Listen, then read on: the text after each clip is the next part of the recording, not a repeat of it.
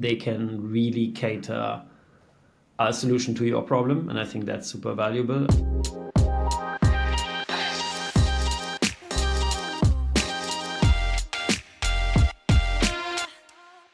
I'm Max. I am the head of talent acquisition at Tourlane, leading a team of international recruiters working in the French and the DACH market, hiring mainly tech, sales, and also business function roles. We are a company that sells individual trips. So we basically create from scratch travel experiences for our customers all around the world. Not the customers yet, but the trips. We are selling about 45 different destinations. We have customers coming from the German-speaking markets. We have French customers, and we are starting our business in the US by roughly middle of this year.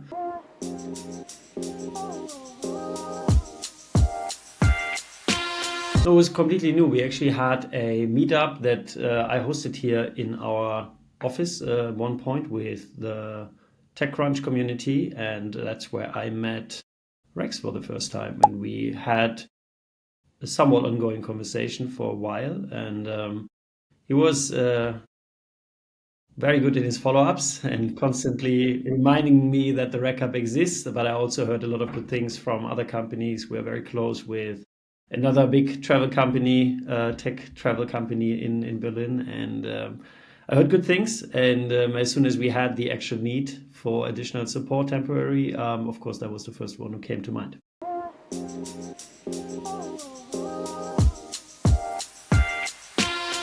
Yeah, so that was actually beginning of last year. We started a bigger initiative to hire quite a significant number of new sales colleagues on the German market and also on the French market, but mainly on the German-speaking market, which in activity, let's call it like that, extended the capacities of my existing team. So we really had to host a lot of interviews, and it was also, as it is in scale-up companies, always last minute. So we really had to go fast. We needed support very, very ad hoc. And so we, based on the calculations and the conversion rates from the years before, we could very precisely say how much more capacity we needed. And it was one full-time employee that we then got provided by the REC.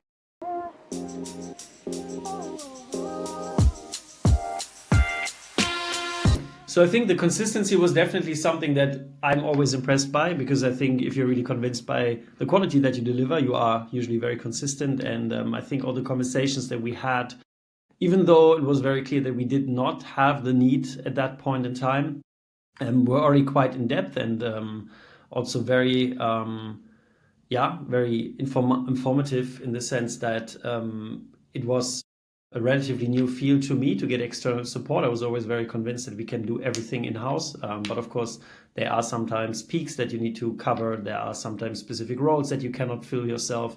So I think the whole scenery of different external options was something that I was exploring. And I had, very honestly, not only talked to Rex, of course, but also to other companies who had different models. And I also checked with our finance team constantly, because, of course, in the end, bringing additional support in is always a financial question. And as there are many different concepts out there, it is always also an internal question of how much budget do you actually have given at that point to actually work with. And I would say the intriguing part of the embedded model was that there was no limitation on the numbers of hire, which really corresponded with the fact that we needed to hire a lot of people at the same time, which in other concepts you would basically pay per hire, for example. So I think that was something that made me curious in the first place. Then additionally, we had, as I said, conversations with peers, also from TA, who really had good experiences with bringing external people in. And then the question in the end was more like, do we want to have an additional freelancer, or do we want to have an embedded recruiter? And I think what really convinced me in the end was the fact that this embedded recruiter gives you all the benefits of a freelancer, But at the same time, there's a huge network behind him, and also, let's say, I would say quality control as well. So you will always have someone kind of supervising them from your side in the end, to make sure that our business needs are met.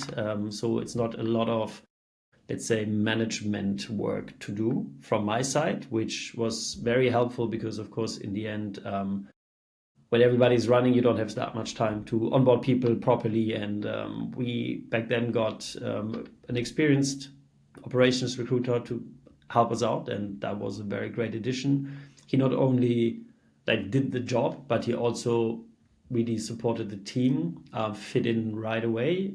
He was in Berlin, so therefore, of course, we had him in the office as well, which was great.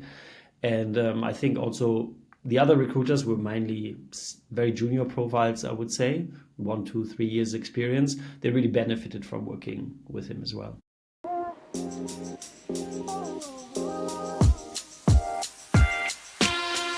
I think it's a great question, because definitely something has changed. So I'm still a very strong believer that you need to have a very skilled core team with you and around you.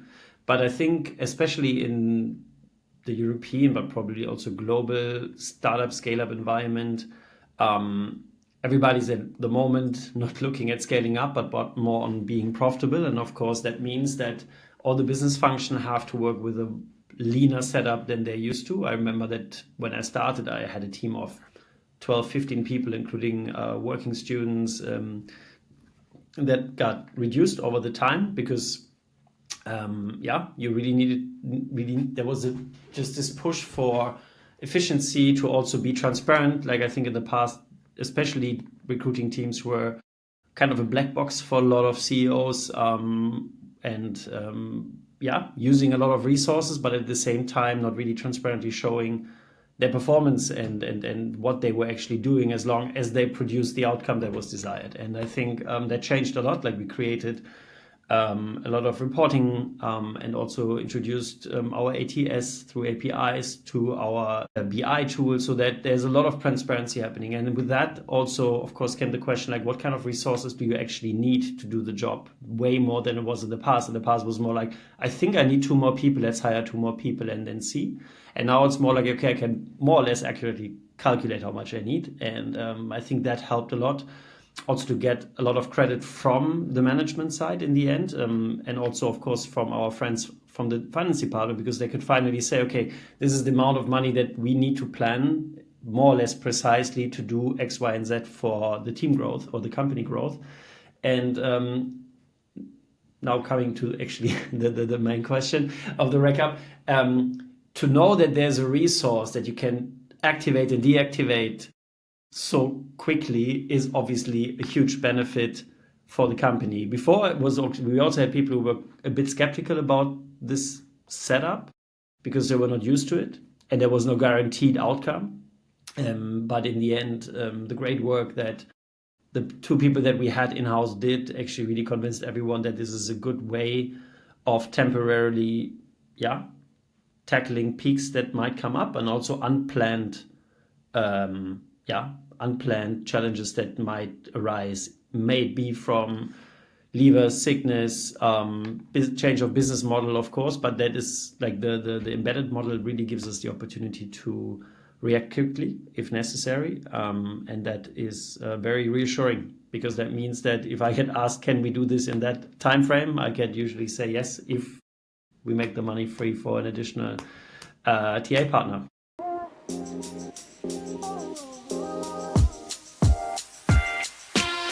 I think like a really good relationship really shows when there are frictions arising. So I think we had some kind of troubles in the beginning to get started, which I think was solved very well, in the sense that we clearly communicated what our expectation is, and the reaction was flawless. There was straight away additional training. I think in this scenario was an alignment question around which language do we actually require our interviews to be in. I remember that very well because I was very sure that we said it, but maybe it got lost. But then I think what was really impressive was the way that it was dealt with, because our recruiter, who was able to speak fluent German, but it was not his first language, reflex-wise, actually spoke in English. And we wanted the interviews to be in German. So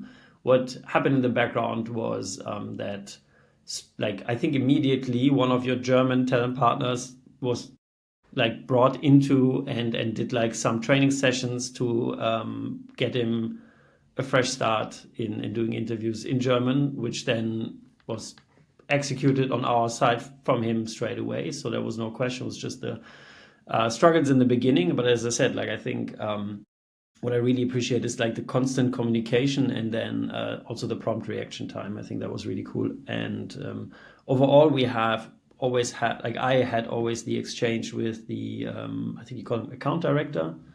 Yeah, Jordan was always available. We had a weekly check-in. If necessary, we talked for half an hour. If not, we just checked in for a couple of minutes. But I think it was good to know that there was always a second pair of eyes on our talent partner for anything that might needed additional training or maybe different kind of feedback. And I think that was also very helpful. Yeah, I think that's also one of the reasons why I prefer this model at the moment compared to freelancer, because the work that I just described, like all the, I don't know, maybe training, maybe management or feedback loops that you have to run, I would do that with a freelancer. The Rec-Up would do it with my talent partner so that I don't have to do it, which is a huge time saver, of course, which doesn't mean that I'm not like open to give feedback or to work closely with my talent partner. But of course, there are sometimes just periods where you really just need to run and make sure that everything is going in the right direction, rather than a lot of time for feedback and debrief.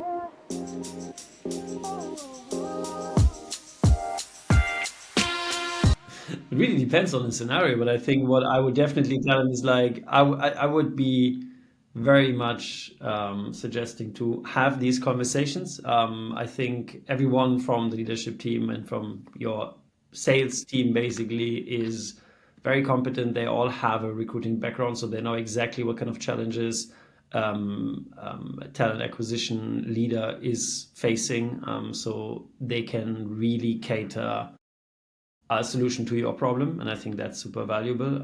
There's always room for, let's not say negotiation, but let's say flexibility in the contract setup. It's not like you have to take 12 months cooperation, you have to take 6. We needed 3, we got 3, and that was super good because we just exactly needed that time frame. And I think that is very good from a customer perspective to know that you don't buy what you don't need. I think that's very important. The network is great. I mean, also over time, I think we have started to work in different parts. Maybe like we had coaching sessions with your LinkedIn experts, so that was really good for our team. So I think there's a lot of mutual benefit in the cooperation. And apart from all of that, it's also a lot of fun also to meet you guys in person. I mean, Berlin, London is not too far away, so every second or third event over here, one of you is bumping into me, and it's good because then you have a lot of personal interactions, and it's makes it just fun to work with you.